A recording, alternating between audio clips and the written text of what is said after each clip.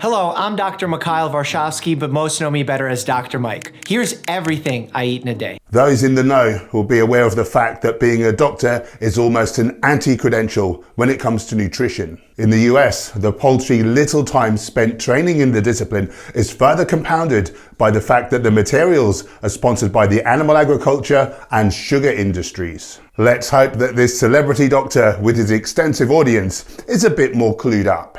The first thing I do when I wake up is I grab a warm glass of water. Now, it doesn't have to be warm. It ideally has to be room temperature. If something is too cold, I feel like it aggravates my throat somewhat, decreases the circulation. You want to have all your blood flow in your throat to protect you. Not that I know it all, but I'm not sure how that would cause any issues for a few brief seconds. What I do know, however, is that 75% of our immune system is housed in the gut, and by drinking chloridated tap water, we decimate the Prevotella strains of bacteria that we need in order to thrive. I would have preferentially spoken to that personally. I don't always eat first thing in the morning. I'm a big fan of intermittent fasting. I like doing the 16-8 window, so you're only eating throughout 8 hours of the day. If you ate a healthy, whole foods, plant-based diet, fasting would become unnecessary. You could also take advantage in the advancements of our understanding of chronobiology, whereby calories eaten earlier in the day have a less detrimental effect than calories eaten later at night.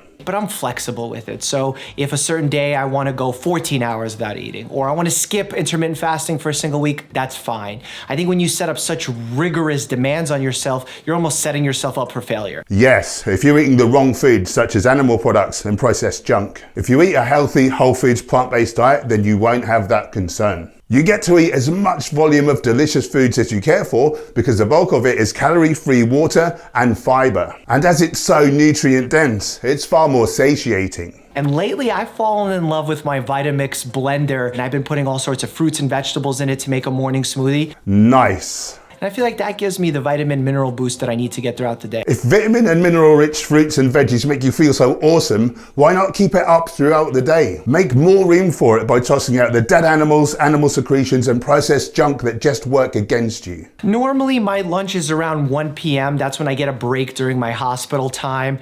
I like to run out and get myself some Chipotle. I think I can really control what goes into my portions. I love the ingredients that they use. I'll tell you what my go-to meal there is. It's a salad bowl. Good start. Because there's a little bit less calories and carbs in that. I imagine that you're a very busy man. Why the would you want to be restricting carbs? Get them into you, son. I'm cutting currently, very successfully I may add, and I'm eating all the carbs. Like the other 633 types of primates, there are species-specific preferred fuel source. I get brown rice. I think that's the healthier option of the two. Oh. So carbs then. Good man. A lot of greens. Nice, tons of minerals, vitamin K, carotenoids, and lovely polyphenols. I get usually double the meat. What the for? Meat contains sat, fat, trans fats, and cholesterol, which all raise LDL, the only critical risk factor for heart disease, our #1 killer. I've linked a paper in the description box citing hundreds of top quality studies proving irrevocably the dangers of LDL. And don't give me that about HDL offsetting the damage. We've known for years now through interventional trials that although a raised serum HDL is associated with lower heart disease risk, the association is not causal. i.e., it is not going to help you. The more pairs of running shoes that somebody owns, statistically speaking, the more likely they are to be fit, but the running shoes do not make them fitter in and of themselves. I usually get chicken or steak or maybe a mix of two, but double the meat because I need that protein. Excuse me? You need that protein, but I don't? I've not eaten dead chickens or dead cows for 9 years. How the do you think I'm managing? Let me break it down simply for you. Meat is muscle. Meat, muscle, is made from plant protein. Why do you want to kill yourself, tons of beautiful animals and the planet to have half the muscle mass that I do? Time to rethink, son, before the next zoonotic disease wipes us all out. Being a doctor, potentially on the front line of this crisis, thank you very much, by the way, I'd have thought that you'd have a bit more care. I get the mild salsa, a little sprinkling of cheese, a little bit of heart disease, And you know guac is extra, but it's well worth it. So I definitely get a lot of guac in there. As long as it's not got more fat-laden dairy, that'll be good for keeping your vitamin E levels nice and high. Kudos. And I try and chow it down slowly because I like it so much I can finish a bowl in like 30 seconds and it's not good to eat that fast. So I actively have to calm myself down and say, okay, eat slowly, eat slowly. And the way that I sort of manage to do that is by having a water bottle with me and I just sip on that water bottle in between my bites, therefore kind of calms me down. Now, I'm a huge fan of drinking between meals. Diluting stomach acid at mealtimes can cause inferior digestion and reduced nutrient uptake. I actually take my eating during my travels very seriously. So when I go to a fast food restaurant, I still am able to figure out like a detective what can be healthy. So I look for things that have a lot of vegetables in them. I like this. Green leafy vegetables, tomatoes. Oh, the powerful antioxidant lycopene. Love it. Then I get a protein source in there, whether that's chicken, beef. Oh man, why do you start out so good and then things up royally every single time? Anyone would think that you were Mr. Universe, so focused on this one macronutrient that most people could get far more than they need of by eating a calorically adequate whole foods plant-based diet. To reverse a question that vegans often get asked, are you non-vegan for unhealthy, unethical or unenvironmental reasons? Jesus Christ. Or even a vegan option, that's also great for me. At least he recognises that fact. Now, if he could just up his game to the next level by ditching the death foods altogether. And then, if I'm gonna have a carb, I make sure it's a complex carb. Brown rice, whole wheat bread, all those are better options because your body takes longer to digest them. Therefore, it actually burns some calories and doesn't absorb all those simple sugars as rapidly. So it doesn't spike your insulin. That's always beneficial. Well said. As well as whole grains, fruits, tubers, and other starchy vegetables would be great choices too. There's a few snacks that I like to chew on throughout the day. First and foremost are nuts. Good choice. Now, I know a lot of people have specific favorites that they enjoy. For me, my go-to are almonds. Excellent. Tons of valuable vitamin E again. Almonds are my favorite too. They're high in healthy fats. They keep me full throughout the day. They even have some protein content, so I'm all about it. Protein again.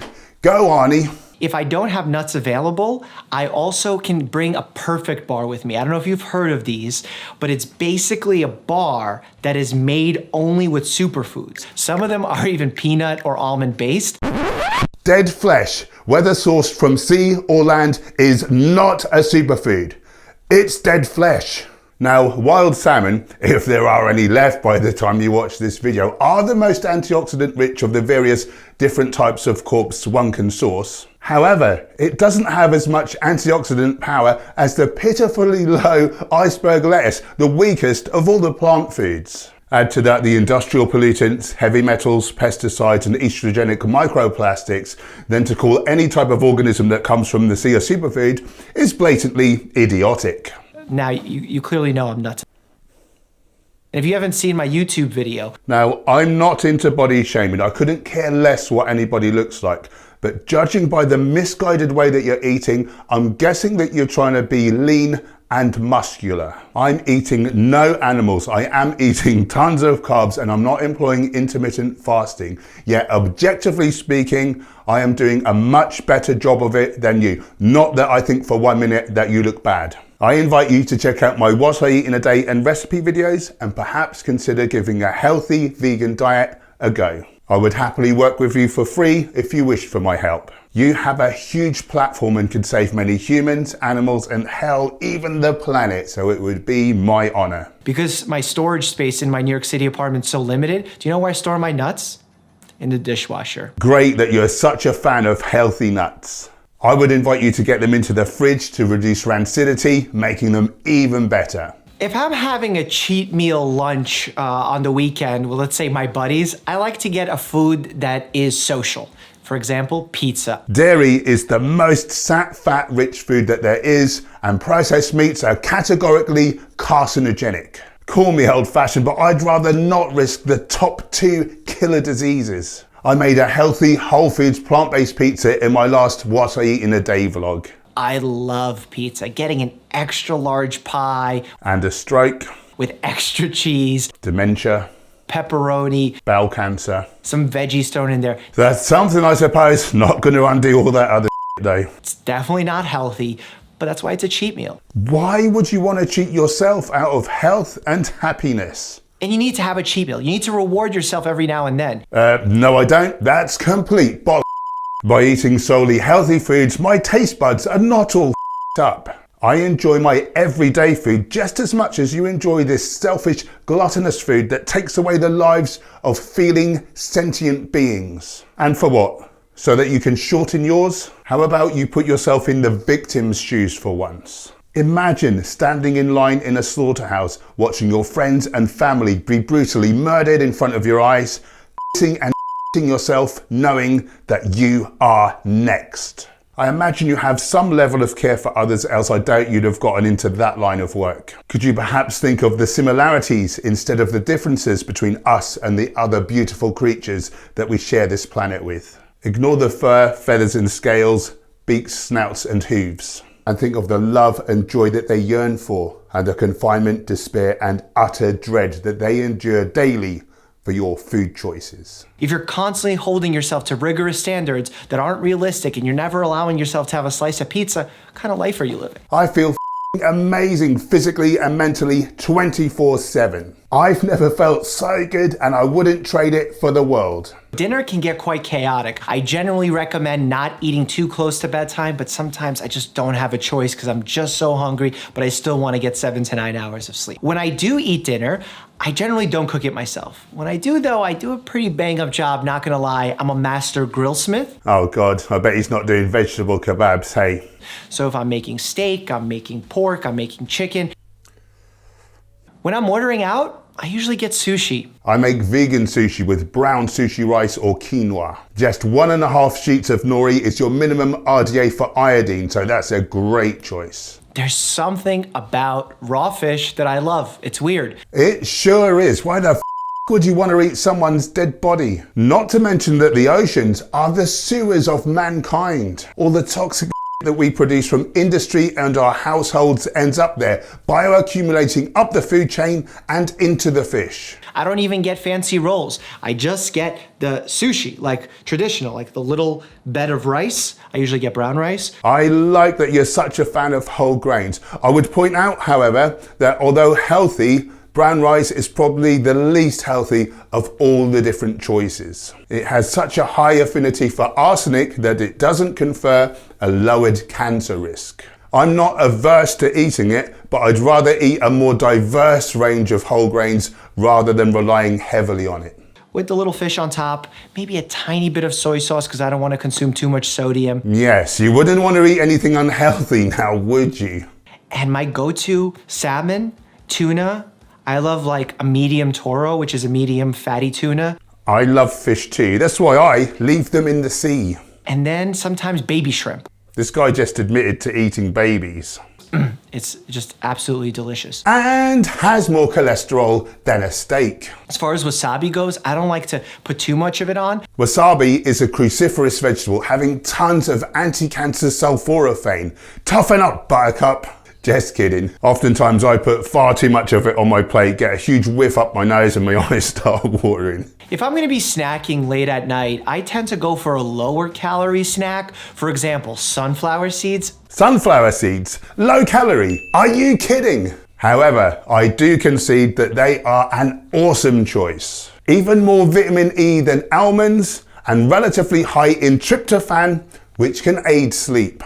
I have to be biased here. New York City is the best food city. You have, I mean, obviously I'm from here, so I'm biased. You have every type of ethnicity, every type of cooking. You have amazing seafood, the best sushi from Japan. There's nothing your heart can desire, or maybe in this case, your stomach can desire, that you cannot get here in New York City. My heart desires an end to the needless suffering of others. Apparently that's not available in New York City. Something that I stay away from that everyone seems to love, and I could already feel the hate building up.